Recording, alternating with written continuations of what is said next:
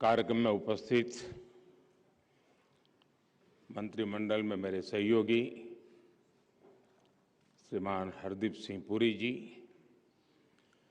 राज्य मंत्री श्रीमान कौशल किशोर जी, मीनाक्षी लेखी जी, दिल्ली के उपराज्यपाल श्री विनय कुमार सक्सेना जी,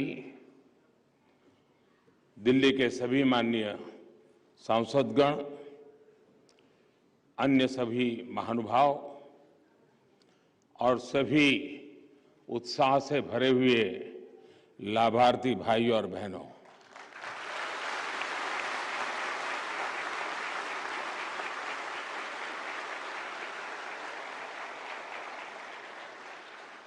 विज्ञान भवन में कार्यक्रम तो बहुत होते हैं, कोट पैंट टाई वाले भी बहुत लोग होते हैं,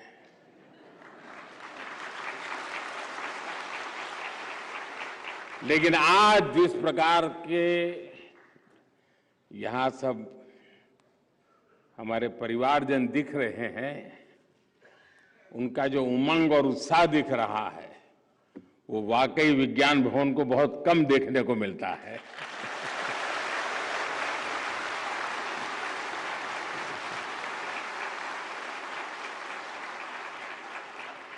आज दिल्ली के सैकड़ों परिवारों के लिए, हजारों गरीब हमारे भाई बहनों के लिए ये बहुत बड़ा दिन है। वर्षों से जो परिवार दिल्ली की झुग्गियों में रह रहे थे, आज उनके लिए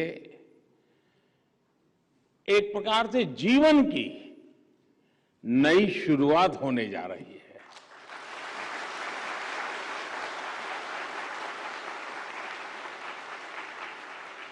दिल्ली के गरीब परिवारों को पक्का घर देने का जो अभियान शुरू हुआ है, वो यहां के हजारों गरीब परिवारों के सपने को पूरा करेगा।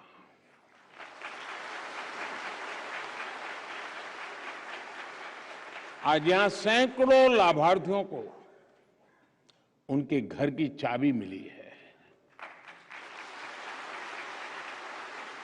और मुझे जिन 4-5 परिवारों से मिलने का मौका मिला, मैं देख रहा था उनके चेहरे पर जो खुशी, जो संतोष और वो कुछ न कुछ भाव अपने व्यक्त करते थे। वो भीतर का जो आनंद था वो प्रकट हो रहा था, एक संतोष उनके चेहरे पर महक रहा था। अकेले कालकाजी एक्सटेंशन के फर्स्ट पेज में ही 3000 से ज्यादा घर बनकर तैयार कर लिए गए हैं और बहुत ही जल्द यहां रह रहे दूसरे परिवारों को भी गृह प्रवेश का मौका मिलेगा। मुझे विश्वास है आने वाले समय में भारत सरकार द्वारा किए जा रहे ये प्रयास दिल्ली को एक आदर्श शहर बनाने में बड़ी भूमिका निभाएंगे। साथियों, दिल्ली जैसे बड़े शहरों में हम जो विकास देखते हैं, बड़े सपने और ऊंचाइयां देखते हैं, उनकी नींव में मेरे इन गरीब भाई बहनों की मेहनत है, उनका पसीना है, उनका परिश्रम है। लेकिन दुर्भाग्य देखिए, सच्चाई ये भी है कि शहरों के विकास में जिन गरीबों का खून पसीना लगता है, वो उसी शहर में बदहाली की जिंदगी जीने को मजबूर होते रहे हैं।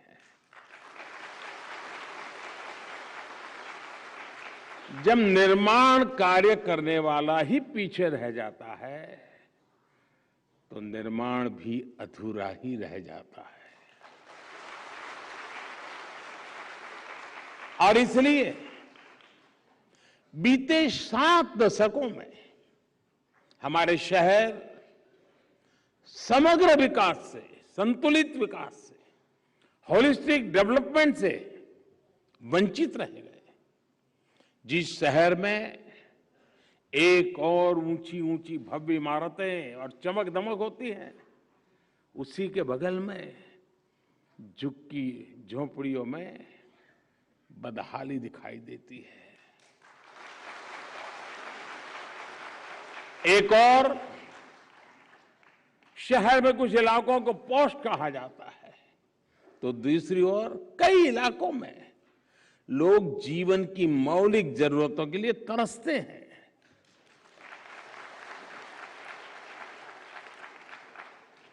जब एक ही शहर में इतनी असमानता हो, इतना भेदभाव हो, तो समग्र विकास की कल्पना कैसे की जा सकती है? आजादी के अमृत काल में हमें इस खाई को पाटना ही होगा और इसलिए ही आज देश सबका साथ, सबका विकास, सबका विश्वास और सबका प्रयास, इस मंत्र पर चलकर सबके उत्थान के लिए प्रयास कर रहा है। साथियों, दशकों तक देश में जो व्यवस्था रही, उसमें ये सोच बन गई थी कि गरीबी केवल गरीब की समस्या है। लेकिन आज देश में जो सरकार है, वो गरीब की सरकार है, इसलिए वो गरीब को अपने हाल पर नहीं छोड़ सकती।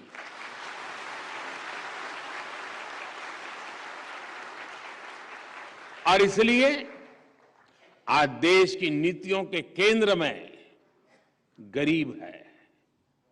आज देश के निर्णयों के केंद्र में गरीब है। विशेषकर शहर में रहने वाले गरीब भाई बहनों पर भी हमारी सरकार उतना ही ध्यान दे रही है। साथियों, कोई भी ये जानकर हैरान रह जाएगा, यहां दिल्ली में ही 50 लाख से ज्यादा लोग ऐसे थे जिनके पास बैंक खाता तक नहीं था। ये लोग भारत की बैंकिंग व्यवस्था से नहीं जुड़े थे। बैंकों से मिलने वाले हर लाभ से वो वंचित थे। बल्कि सच्चाई ये भी थी कि गरीब बैंक के दरवाजे तक जाने से डरता था। ये लोग दिल्ली में थे, लेकिन दिल्ली इनके लिए बहुत दूर था।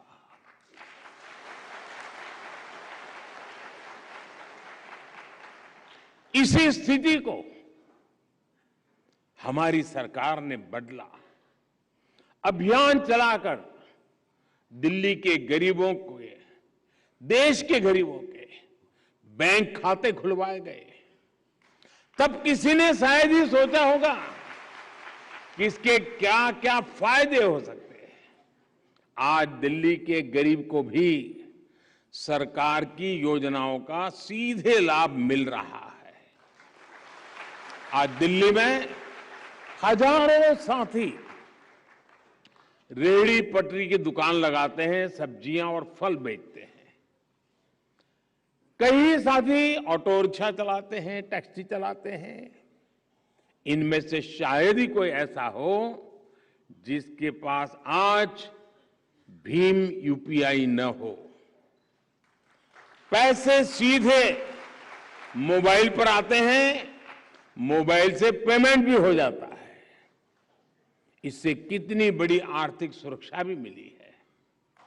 बैंकिंग सिस्टम से जुड़ने की यही शक्ति पीएम स्वनिधि योजना का भी आधार बनी।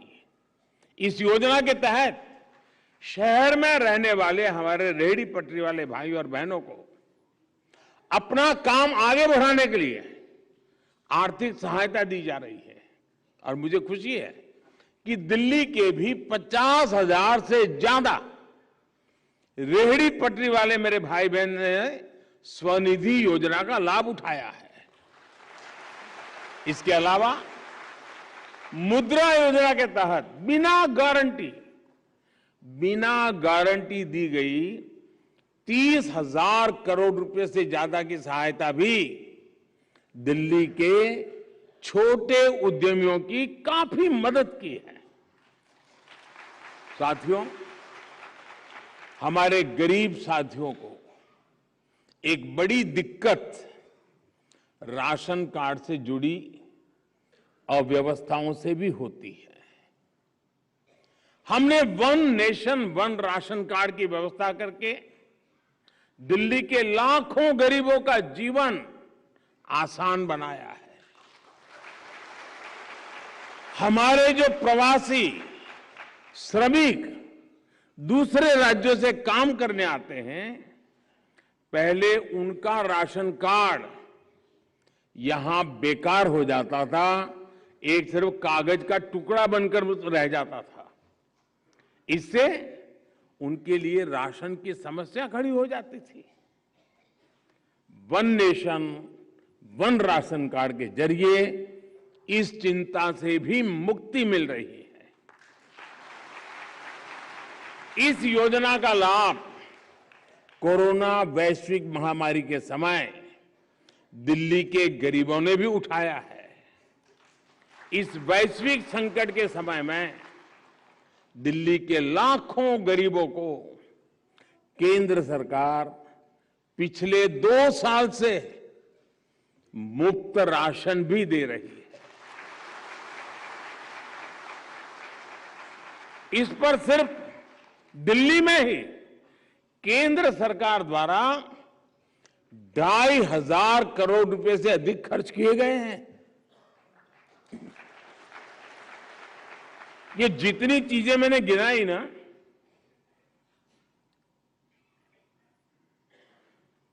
आप बताइए कितने रुपयों की मुझे एडवर्टाइजमेंट देनी चाहिए थी? कितने अखबार के पेज भरे पड़े, अखबार में मोदी फोटो चमकती हो, और कितने दे देते।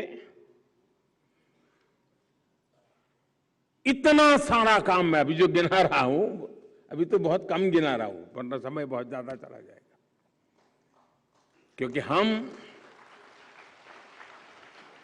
आपकी जिंदगी में बदलाव लाने के लिए जीते हैं।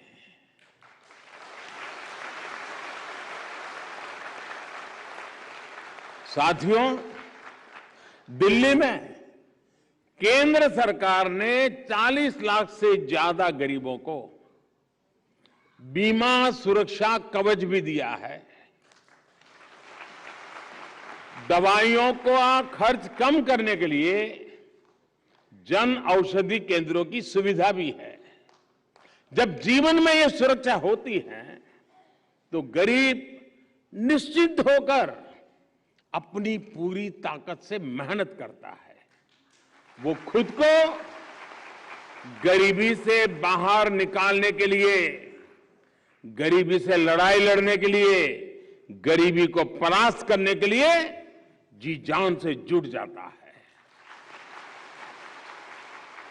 ये निश्चिंतता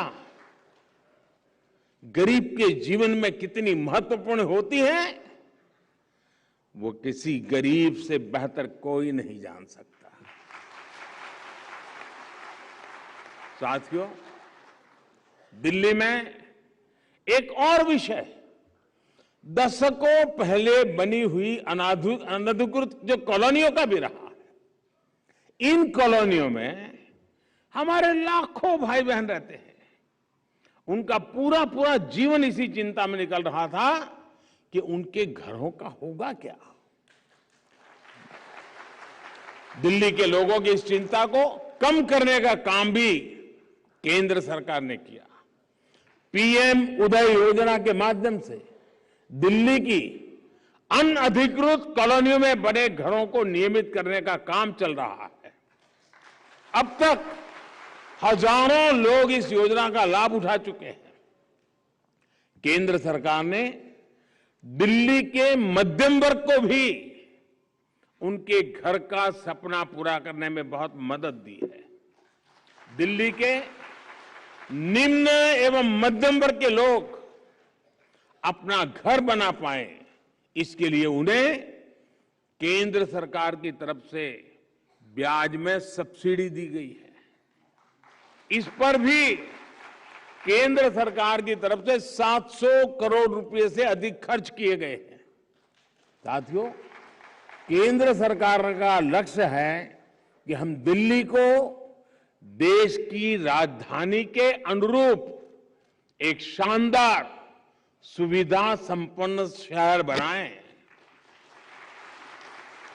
दिल्ली के विकास को गति देने के लिए हमने जो काम किए हैं, दिल्ली के लोग, दिल्ली के गरीब, दिल्ली का विशाल मध्यम वर्ग, वे इन सब के साक्षी के रूप में हर जगह पे अपनी बात बताता है। इस बार लाल किले से मैंने देश की एस्पिरेशनल सोसाइटी की बात की थी।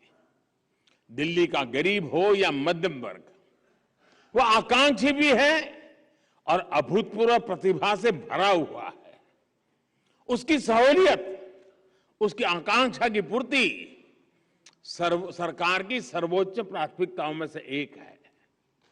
साथियों, 2014 में जब हमारी सरकार आई थी तो दिल्ली एनसीआर में 190 किलोमीटर रूट पर ही मेट्रो चला करती थी।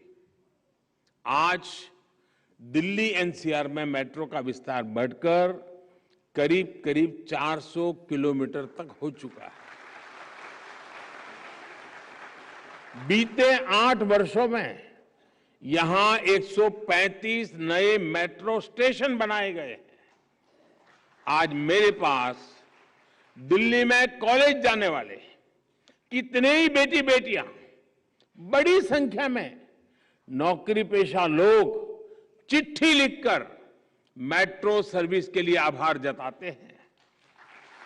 मेट्रो की सुविधा का विस्तार होने से हर रोज उनके पैसे भी बच रहे हैं और समय की भी बचत हो रही है। दिल्ली को ट्रैफिक कंजेशन से राहत दिलाने के लिए भारत सरकार द्वारा 50,000 करोड़ रुपए के निवेश से सड़कों को चौड़ा किया जा रहा है, आधुनिक बनाया जा रहा है। दिल्ली में जहां एक और पेरिफेरल एक्सप्रेसवे बन रहे हैं, तो दूसरी ओर कर्तव्य पथ जैसे निर्माण भी हो रहे हैं। द्वारका एक्सप्रेस वे हो या अर्बन एक्सटेंशन रोड अक्षरधाम से बागपत 6 लेन एक्सप्रेस कंट्रोल हाईवे हो, या गुरुग्राम सोहना रोड के रूप में एलिवेटेड कॉरिडोर, ऐसे कितने ही विकास कार्य दिल्ली में केंद्र सरकार द्वारा किए जा रहे हैं, जो देश की राजधानी में आधुनिक इंफ्रास्ट्रक्चर को विस्तार देंगे। साथियों, दिल्ली एनसीआर के लिए रैपिड रेल जैसी सेवाएं भी निकट भविष्य में ही शुरू होने जा रही है। नई दिल्ली रेलवे स्टेशन का जो भव्य निर्माण होने जा रहा है, उसकी तस्वीरें भी आपने जरूर देखी होगी। मुझे खुशी है कि द्वारका में 80 हेक्टेयर जमीन पर भारत वंदना पार्क का निर्माण अब अगले कुछ महीनों में समाप्त होने की तरफ बढ़ रहा है। मुझे बताया गया है कि डीडीए द्वारा दिल्ली के 700 से ज्यादा बड़े पार्कों की देखरेख की जाती है। वजीराबाद बैराज से लेकर ओखला बैराज के बीच का जो 22 किलोमीटर का स्ट्रेच है, उस पर भी डीडीए द्वारा विभिन्न पार्क विकसित किए जा रहे हैं। साथियों, आज मेरे इतने सारे गरीब भाई बहन अपने जीवन में एक नई शुरुआत करने जा रहे हैं, तो मैं उनसे जरूर कुछ अपेक्षाएं भी रखता हूं। अगर मैं आपसे कोई अपेक्षा रखूंगा तो पूरी करोगे ना? मैं कह सकता हूं कोई काम आप लोगों को करेंगे? फिर भूल जाएंगे? नहीं भूल जाएंगे। अच्छा, भारत सरकार करोड़ों की संख्या में गरीबों के लिए घर बना रही है, घर में नल से जल दे रही है, बिजली का कनेक्शन दे रही है, माताओं बहनों को बिना धुएं को खाना बनाने की सहूलियत मिले, इसके लिए उज्ज्वला सिलेंडर भी मिल रहा है। इन सुविधाओं के बीच हमें ये बात पक्की करनी है कि हम अपने घर में एलईडी बल्ब का ही उपयोग करेंगे।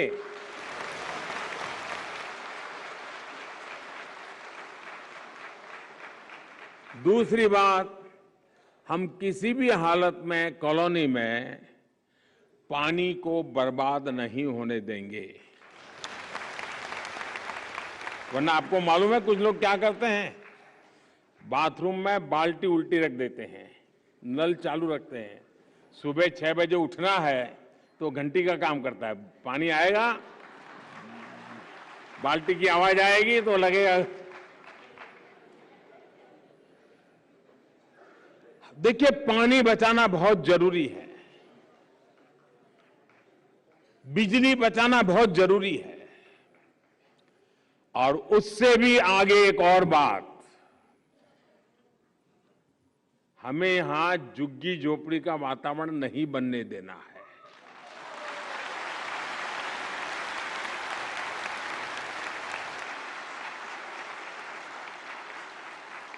हमारी कॉलोनी स्वच्छ हो, सुंदर हो, स्वच्छता का वातावरण हो। और मैं तो कहूंगा कि आप ही लोग अपनी कॉलोनी में टावर के बीच में स्पर्धा कीजिए, हर महीने स्पर्धा, कौन सा टावर सबसे ज्यादा स्वच्छ है।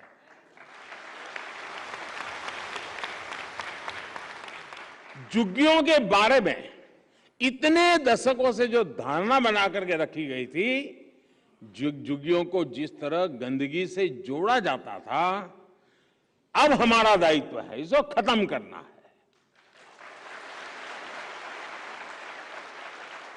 मुझे विश्वास है आप सभी लोग दिल्ली और देश के विकास में इसी तरह अपनी भूमिका निभाते रहे। दिल्ली के हर नागरिक के योगदान से दिल्ली और देश के विकास की यात्रा बिना रुके आगे बढ़ती रहेगी। इसी विश्वास के साथ आप सभी को एक बार फिर बहुत बहुत शुभकामनाएं, बहुत बहुत बधाई, बहुत बहुत धन्यवाद।